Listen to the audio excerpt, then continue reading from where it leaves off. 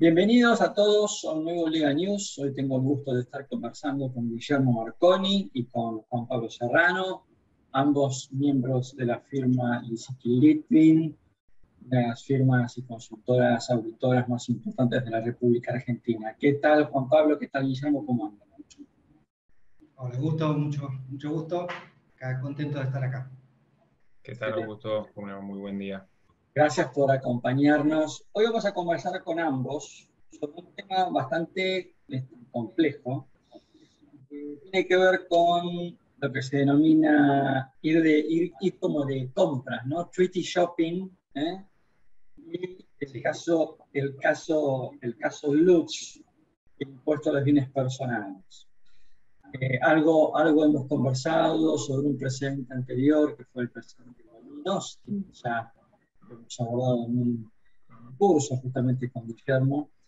Y un poco antes de comenzar con la doctrina y el análisis de este fallo, Guillermo, ¿por qué no nos haces una pincelada de cuáles fueron un poco los hechos de este precedente? ¿Puede ser? ¿Cómo no, Augusto? Sí. Bueno, como bien dijiste, nos convoca este precedente, es del Tribunal Fiscal, todavía no tenemos de las instancias superiores, pero la verdad que ya es un precedente bastante importante y como vos bien dijiste, tiene estas cuestiones que ya vimos con el fallo Molinos, que es de septiembre del año pasado, pero ya el de corte, ¿no? Este fallo del tribunal viene de la Sala B y es de mayo de este año. Acá se trataron algunas cuestiones, la verdad, muy importantes y aparte siempre nos llamó la atención desde el primer momento que salió, porque es un fallo, uno de los primeros, y si no es el primero, en el que se cita la doctrina de la mayoría de Molinos para fundar, dentro de una gran cantidad de argumentos, la forma de resolver. Entonces, bueno, en su momento habíamos comentado que nos parecía muy importante el fallo Molino y que quizás podría llegar a ser un caso aislado o que empiece a sentar una forma de interpretar por parte de la jurisprudencia. Bueno, estamos viendo ahora que puede ser que estemos transitando ese camino, ¿no? En términos muy sencillos, acá lo que se estaba debatiendo, a diferencia de Molinos, no era el impuesto a las ganancias, sino el impuesto sobre los bienes personales.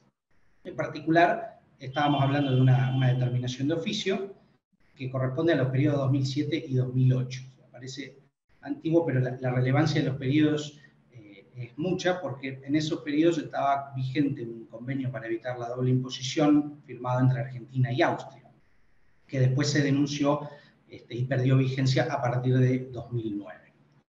Entonces, lo que vio el fisco en la fiscalización es que esta persona, Lutz, realizaba unas ciertas inversiones a través de colocaciones financieras en un fondo común de inversión de JP Morgan. Esta persona es inversionista del JP Morgan, que tenían un rendimiento X, eso lo marca bien el voto de la mayoría, y que después, hacia fines de año, tanto a fines de 2007 como a fines de 2008, lo que hacía era el producido de esas inversiones, colocarlo en estos bonos de Austria que tenían el enorme atractivo y la particularidad de estar exentos, tanto de ganancias como de bienes personales, por aplicación del convenio para evitar la doble imposición.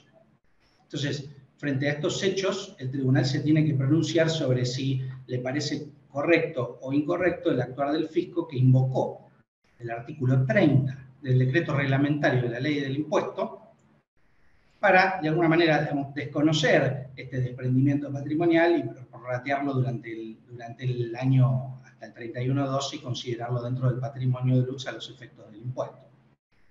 Bueno, adelantando, la mayoría del tribunal termina considerando que realmente se presenta esta hipótesis que habla el artículo 30, que es una suerte de presunción de evasión, es decir, que no hay ningún propósito financiero o económico real para realizar estas inversiones, sino que básicamente se fundan en una cuestión de una ventaja o preferencia fiscal, y le dan la derecha al fisco. Dentro del fallo hay algunas cuestiones menores de prescripción, pero esto es lo central, la plataforma fáctica. Acá te quiero interrumpir, Guillermo, y te quiero hacer la siguiente pregunta. Es decir, el convenio para evitar la doble imposición entre Austria y Argentina expresamente establecía de que ciertas inversiones en activos, para ser más específicos, activos financieros, emitidos por, no sé si alguna empresa austríaca o por el gobierno, ¿no es cierto?, un bono soberano del gobierno austríaco, estaban, digamos, exentos por este convenio de pagar impuestos a las ganancias y pagar bienes personales, ¿es así? Es así. Fíjate que nos tenemos que parar también en otro convenio, como pasaba con el caso de Molino, que está firmado en los años 70. Si bien el de Molinos es pacto andino y es distinto, este es el modelo CD, estamos en la misma, más o menos la misma época, la misma década por lo menos.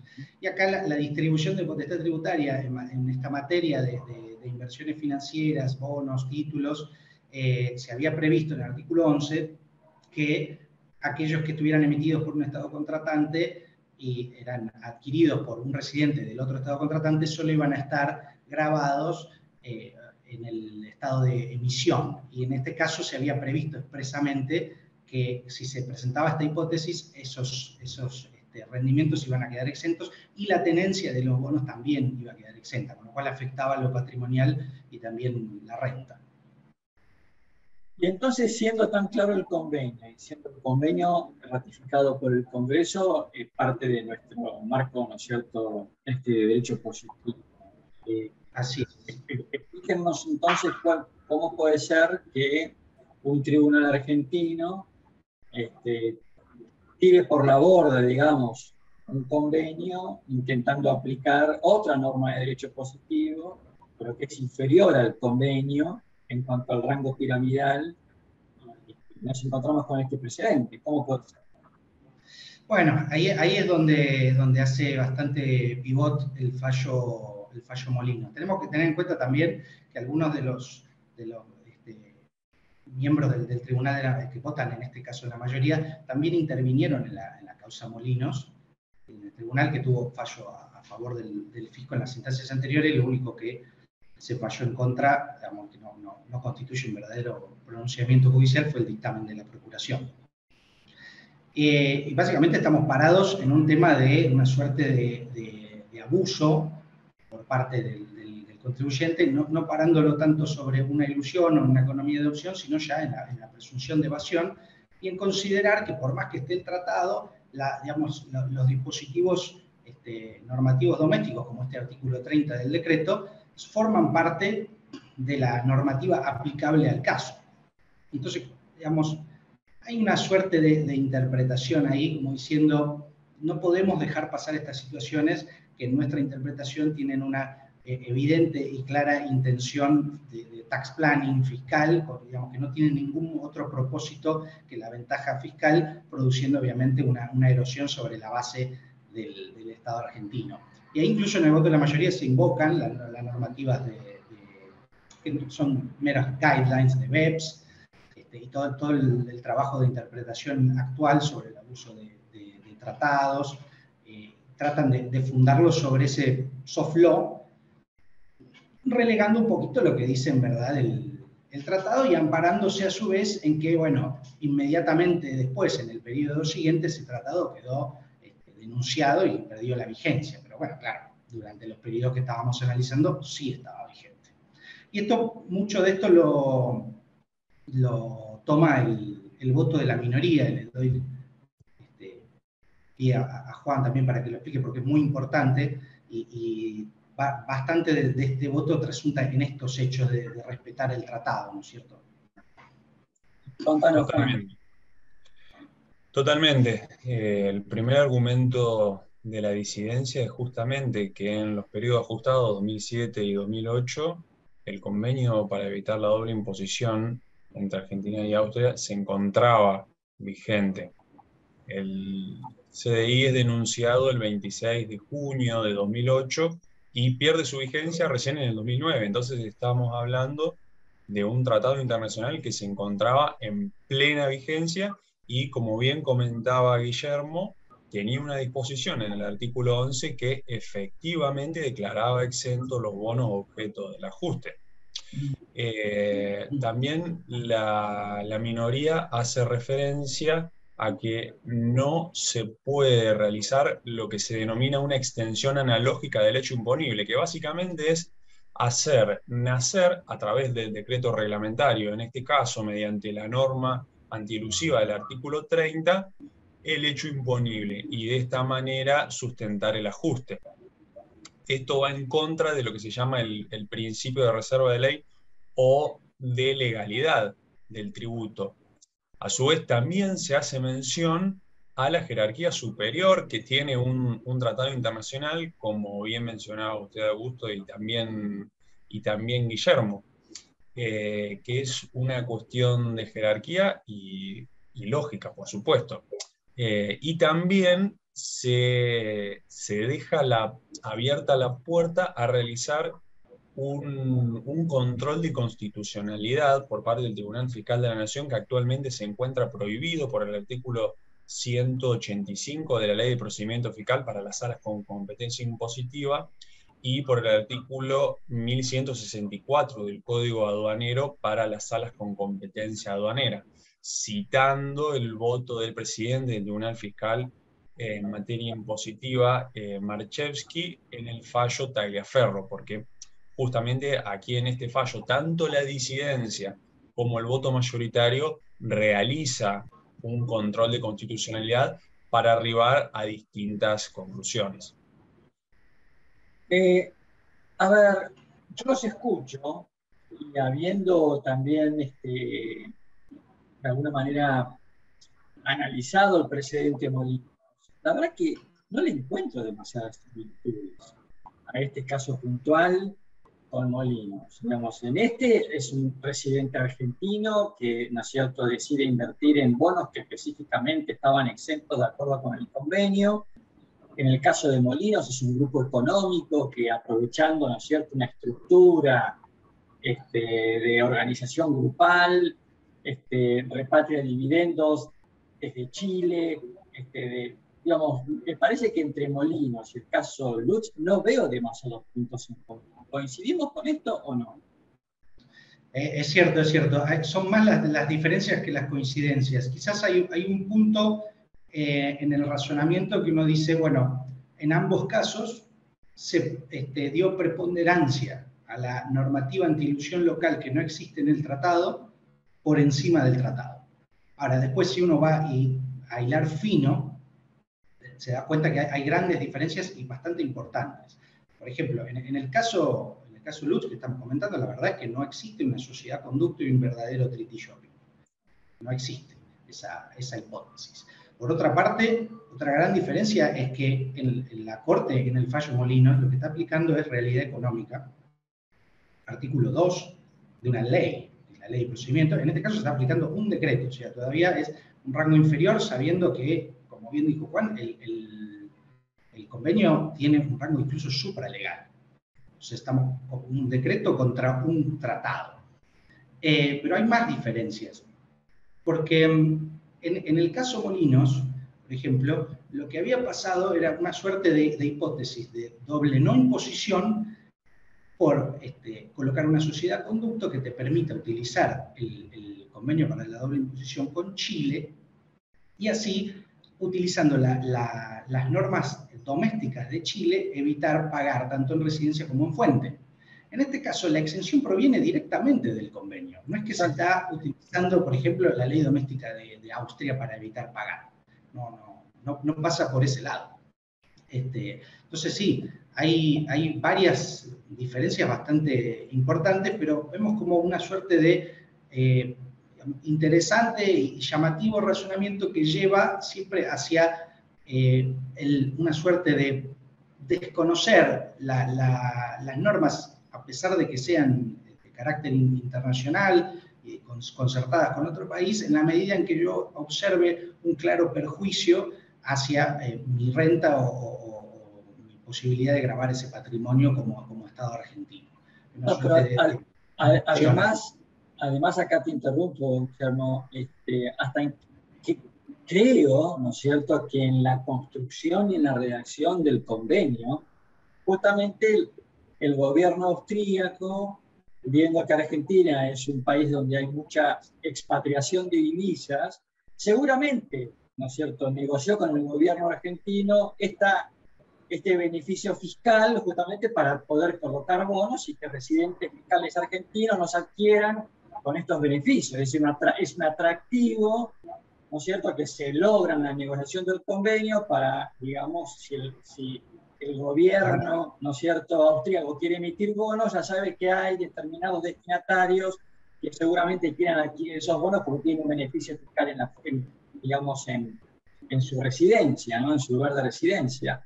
Y sería muy interesante, no lo sé, si esta norma es espejo, saber si esta norma es espejo, si se aplica lo mismo para residentes fiscales austríacos que quieran adquirir bonos soberanos del gobierno argentino, si tienen el mismo beneficio, ¿no es cierto?, en su lugar de residencia. Porque la verdad es que, como bien vos decís, cuando uno lee el presidente Molinos y invoca la teoría de la realidad económica, y uno podría en algún punto compartir o coincidir con la opinión de la Corte, ¿no? Como diciendo, bueno, ver, la verdad que al final del día algo de razón puede llegar a tener, más allá de lo legal, sino del sentido común y del principio de realidad económica. Ahora, en este caso puntual, la verdad que genera una inseguridad jurídica muy fuerte. Es un muy buen punto el que está levantando, porque a mí me parece que hay por lo menos dos hechos muy claros acá que lo ve el tribunal. De hecho, el contribuyente mismo lo admite. Yo creo que el contribuyente ha realizado un acto de inteligencia fiscal. No ha sido torpe en su manera de invertir, buscando los canales legales que más le convinieran y que estaban previstos. Y obviamente ha habido un camino diplomático por el cual se ha cerrado este acuerdo, este convenio, de la manera en que se cerró. Y entonces el tribunal queda en la pugna y se ve muy claro entre la disidencia y la mayoría, lo mismo que se ve claro en el caso Molinos, entre o voy a quedar del lado de la seguridad jurídica y el principio de legalidad, o me voy a ayornar a los tiempos que corren, BEPS, el abuso de tratados, todas las acciones, todo el esfuerzo internacional que se está realizando y lo que realizan otros países.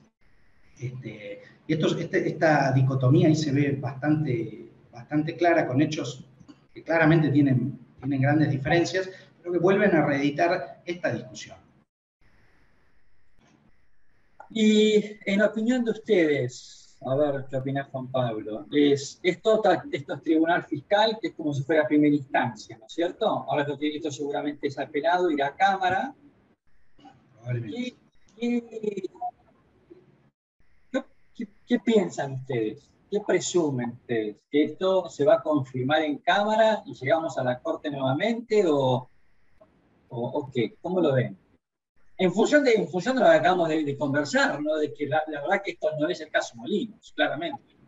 No, la plataforma fáctica es muy distinta. La verdad es que la mayor coincidencia es la aplicación de una norma antielusiva, con la diferencia que aquí está prevista en un decreto reglamentario, como bien mencionábamos anteriormente, y no en una ley, pero digamos que la pirámide jurídica que le señala sigue invertida, ¿no? Porque se le sigue dando preponderancia a una norma interna, ya sea por un decreto reglamentario o por una ley formal emanada del Congreso, por sobre un tratado internacional.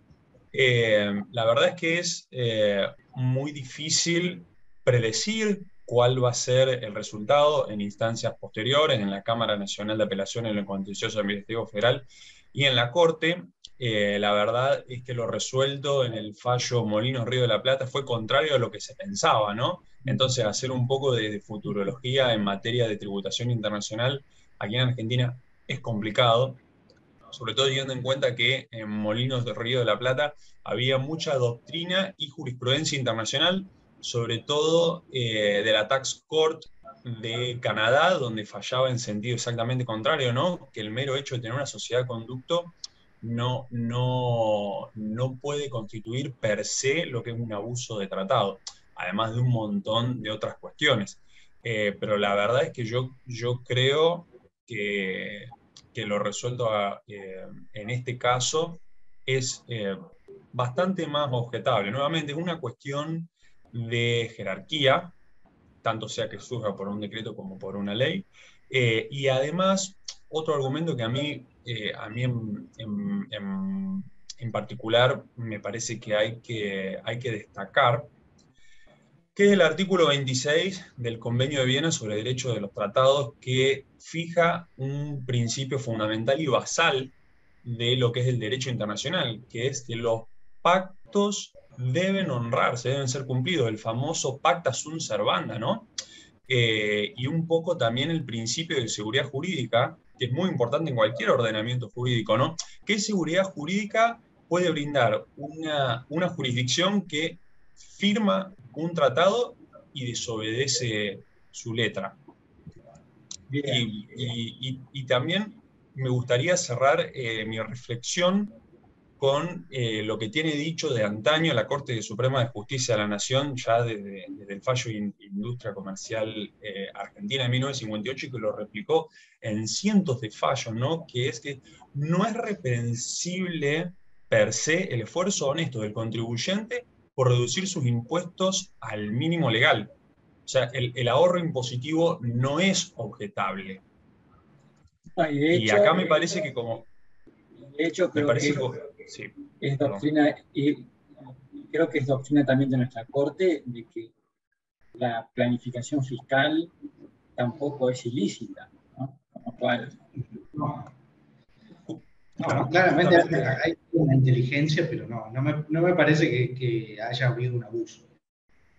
No, para nada. Aquí se cumplió con el tratado al pie de la letra, justamente con lo que preveía el artículo 11. Como bien mencionábamos anteriormente, aquí se trata de una exención que estaba prevista en el mismo tratado. Está bien, perdió su vigencia, es un tratado de la década del 70, pero en los periodos ajustados estaba más que vigente. Yo soy optimista, yo creo que, no sé si la Cámara, pero creo que la Corte lo da vuelta.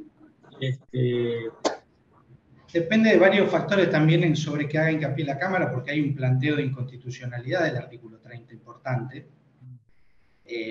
Puede ser que en vez de hacer tanto hincapié sobre el conflicto entre normas y abuso o no abuso, o ilusión y evasión, haga hincapié sobre si hay realmente una extensión del hecho imponible en un decreto o no.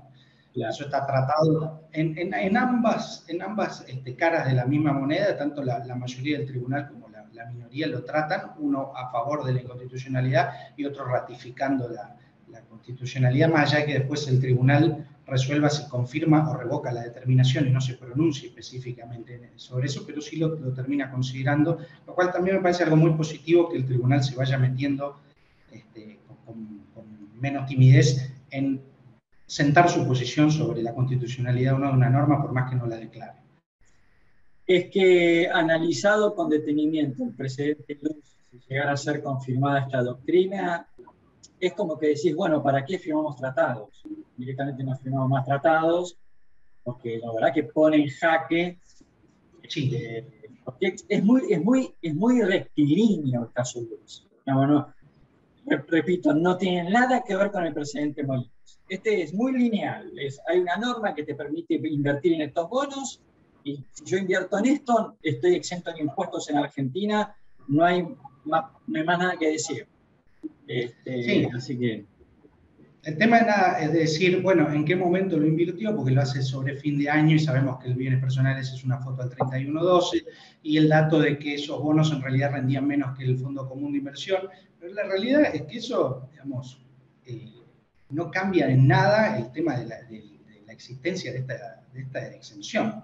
De hecho, el artículo 30 es una presunción de evasión, y llama la atención que después, al final del fallo, se reencuadra la multa, que era una multa dolosa, basada en el artículo 47C, que es una manifiesta discordancia con las normas legales aplicables, y se coloca una multa del 45, que es culposa. Entonces, por un lado queda la presunción de que evadí, y por el otro lado, una conducta calificada como negligente.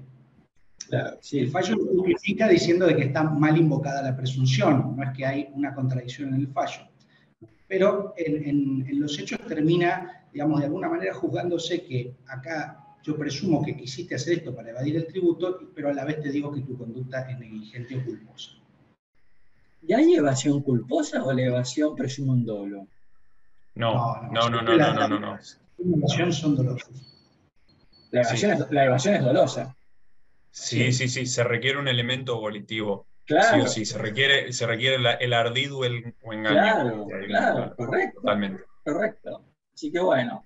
Juan Pablo, Guillermo, la verdad que un placer enorme haber conversado con ustedes sobre este tan interesante caso. Estaremos todos expectantes a ver qué dice la Cámara y eventualmente la Corte. Así que nos volvemos a ver en el 2030, porque esto va a tardar muchos años. Estaremos un poquito más viejos, con menos cabello, hasta que esto llegue a la Corte Suprema. Así que bueno, les mando un fuerte abrazo y nos encontramos en un próximo Legal News.